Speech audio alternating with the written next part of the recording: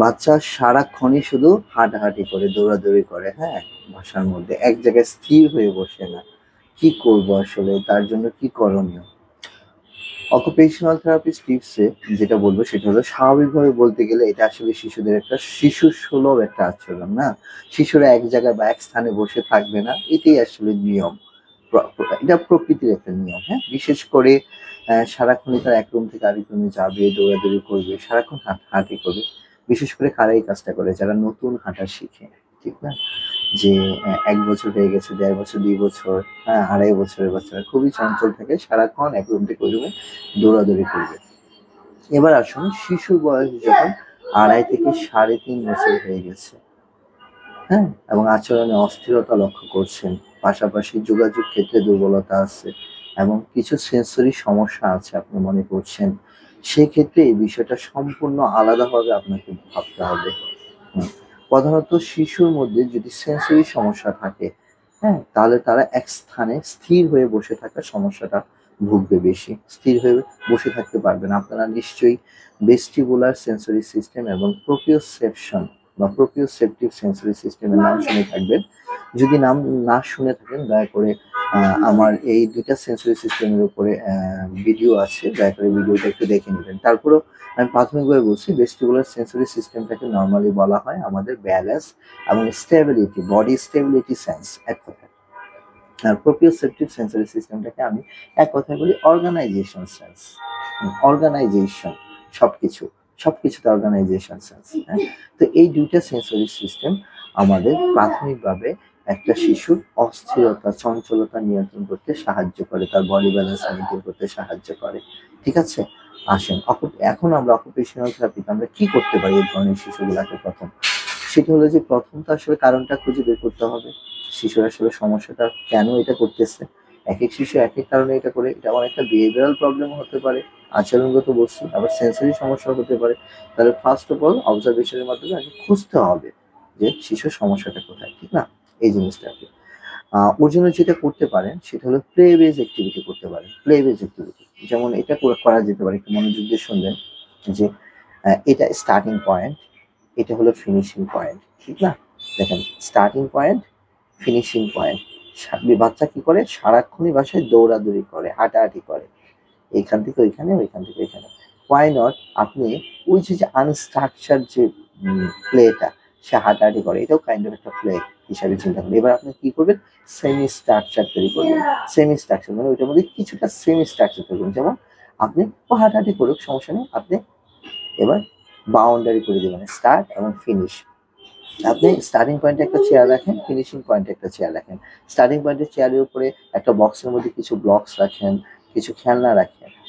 Finishing পয়েন্টের চেয়ারের উপরে একটা বক্স রাখেন। ওকে বলেন, ঠিক আছে, তুমি হাঁটতে চাও, okay, ready steady go. Starting point থেকে একটা ব্লকস নাও, হেঁটে হেঁটে হেঁটে হেঁটে ফিনিশিং পয়েন্টে যাও। ফিনিশিং পয়েন্টে গিয়ে ব্লকস, ওইখানে বক্সের মধ্যে ব্লকসটা রাখো, আবার হেঁটে হেঁটে চলে আসো।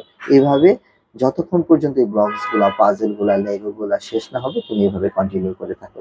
তাহলে এইখানে যদি খেলে দেখেন, এই যে সেমি স্ট্রাকচার থেকে খুব সুন্দর একটা স্ট্রাকচার একটা প্লেতে তৈরি হয়ে গেল, এবং তার দেখেন এই খেলাটা খেলার মাধ্যমে তার যে আচরণটা তো ইনশাল্লাহ মডিফাই হবে, অ্যাডাপটিভ একটা রেসপন্স পরিণত হবে, পাশাপাশি সে একটা প্লে স্কিল ডেভেলপ করে ফেললো। আর যে বাচ্চা প্লে স্কিল ডেভেলপ করবে সে কিন্তু out of danger. G, out of danger, অনেক কিছু থেকে ডেঞ্জার, আউট অফ ডেঞ্জার। এই জন্য আমি সবসময় বলি যে ডায়াগনোসিসের পিছনে ছুটবেন না, সিমটম গুলা নিয়ে কাজ করুন। বাচ্চা এটা পারে না, এটা শেখান, ওইটা পারে না, ওইটা শেখান। দয়া করে ডায়াগনোসিসের পিছনে ঘুরলে আপনার জীবনটাই নষ্ট হয়ে যাবে, বাচ্চার জীবনটাই নষ্ট হয়ে যাবে। দয়া করে এটা করিয়েন না। আচ্ছা, পাশাপাশি যেটা করতে পারেন, আপনি যেহেতু প্রাথমিকভাবে বোঝাই যায় যে এটা নরমালি করে থাকে ২ টা সেন্সরি সিস্টেমের জন্য, ভেস্টিবুলার এবং প্রোপ্রিওসেপশন। এবং ভেস্টিবুলার সেন্সরি সিস্টেমের জন্য সবচেয়ে ভালো হলো সুইং জাতীয় মুভমেন্ট, গ্র্যাভিটি এগেইনস্ট যে মুভমেন্টগুলো আছে। আপনি বাসায় অবশ্যই তার জন্য একটা সুইং, একটা দোলনার ব্যবস্থা করেন। সেটা যেই কোনো ধরনের দোলনা। বাসায় একটা জানালার পর্দা আছে, পর্দাটাকেই দোলনা বানায় ফেলেন। মডিফাইড দোলনা অ্যাভেলেবল এখন ইন্টারনেটে পাওয়া যায়, বিভিন্ন জায়গায় পাওয়া যায়। একটা কিনে ফেলেন না, যেখানে অন্তত সুইং হবে, হ্যাঁ? আপনার বাসার সৌন্দর্য অনুযায়ী একটা যেকোনো একটা আপনার সামর্থ্য অনুযায়ী আপনি একটা দোলনা কিনে বাচ্চাকে দিয়ে দেন, কোনো সমস্যা নেই। অ্যাটলিস্ট বাচ্চাটা দোলনা করতে থাকুক। দোলনাটা খুব দরকার তার অস্থিরতা কমানোর জন্য। জিম বল, এই যে থেরাপি বল, বড় বড় বলগুলো আছে, হ্যাঁ, এই যে বড় বড় বলগুলো, এই যে এগুলাকে জিম বল বলে। এই বলের নাম হলো ভেস্টিবুলার বল। হুম, এই বলের নাম হলো ভেস্টিবুলার। বাসায় হয়তো আপনার গাড়ি অথবা টিউবটা আছে, টিউবটা পড়ে আছে, টিউবটা দিয়ে ওকে একটা সুইং বানাই দেন, সমস্যা নাই তো। হ্যাঁ, টিউবটা দিয়ে সুইং বানাই দেন। হ্যাঁ, এই জিনিসটা। পাশাপাশি আপনি যেটা করতে পারেন, যদি বাসায় যদি ট্রাম্পোলিন থাকে, ট্রাম্পোলিন ব্যবস্থা করতে পারেন। না থাকলে একটা কিনে নিতে পারেন ট্রাম্পোলিন, অথবা আপনি জাম্পিং ম্যাট কিনে নিতে পারেন। এটা আপনার সামর্থ্য অনুযায়ী আপনি এটা করতে পারেন। কিন্তু দোলনা এবং জিম বল ওইটা থাকাটা খুব দরকার। বিশেষ করে আমাদের এই শিশুদের পরিবারে মিনিমাম দোলনা এবং জিম বল থাকা উচিত প্রত্যেকটা বাচ্চারই। পাশাপাশি যেটা করতে হবে, প্রিমিটিভ রিফ্লেক্সোলজি গুলা নিয়ে কাজ করতে হবে। দেখতে হবে যে ওর ডেভেলপমেন্টাল মাইলস্টোনটা সঠিকভাবে হয়েছে কিনা, বা মাইলস্টোনে কোনো একটা গ্যাপ আছে কিনা, সেই জিনিসটা একটু অবজার্ভ করে দেখতে হবে। প্রিমিটিভ রিফ্লেক্সের মতো অনেক ধরনের রিফ্লেক্স আছে। মরো রিফ্লেক্স আছে, ব্যালেন্সকি রিফ্লেক্স আছে, অ্যাসিমেট্রিক্যাল টনিক নেক রিফ্লেক্স, সিমেট্রিক্যাল টনিক নেক রিফ্লেক্স, মরো রিফ্লেক্স।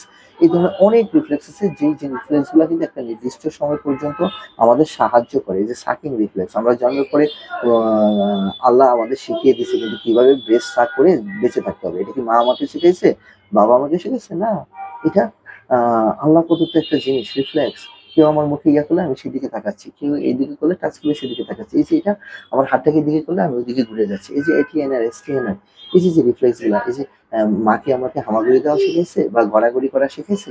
না, এগুলো আল্লাহ প্রদত্ত। এগুলাকে বলে প্রিমিটিভ রিফ্লেক্স। এগুলো খুব ইম্পর্টেন্ট। যখনই একটা শিশুর মধ্যে প্রিমিটিভ রিফ্লেক্স গুলো ম্যাচুরিটি লাভ না করে, তখনই কিন্তু এই ধরনের সমস্যাগুলো দেখা দেয়। তো প্রিমিটিভ রিফ্লেক্স গুলো নিয়ে কাজ করতে হবে। ওয়াকিং এবং স্টেপিং, এটাও কিন্তু কাইন্ড অফ একটা রিফ্লেক্স। বাচ্চা যখন নতুন হাঁটা শিখে, হ্যাঁ, তো এটাও একটা রিফ্লেক্স, কিন্তু এই রিফ্লেক্সের কারণে কিন্তু আমরা হাঁটা শিখছি সুন্দরভাবে। তো আশা করি বুঝতে পারছেন। আরো অনেকগুলা অকুপেশনাল থেরাপি ম্যানেজমেন্ট আছে, সেগুলোতে যাবো না, তাহলে ভিডিওটা অনেক বড় হয়ে যাবে। আপনি যেটা করবেন, এই ধরনের সমস্যা যে বাচ্চাগুলো আমাদের থাকবে, অবশ্যই আপনার নিকটস্থ একজন অকুপেশনাল থেরাপিস্টের শরণাপন্ন হন। বিশেষ করে যারা পেডিয়াট্রিক ফিল্ডে কাজ করে, হ্যাঁ, বাচ্চাদের নিয়ে কাজ করে। হ্যাঁ, ডক্টরদের মতো কিন্তু আমাদেরও অনেকগুলা ফিল্ড আছে। আমরা সবাই কিন্তু পেডিয়াট্রিক্স নিয়ে কাজ করি না, বা আমাদের পাস্ট এক্সপেরিয়েন্স কিন্তু পেডিয়াট্রিক্স না। তো এটা আপনি খেয়াল করে আপনি পেডিয়াট্রিক অকুপেশনাল থেরাপিস্টের শরণাপন্ন হন এবং আপনার শিশুর জন্য একটা গাইডলাইন তৈরি করে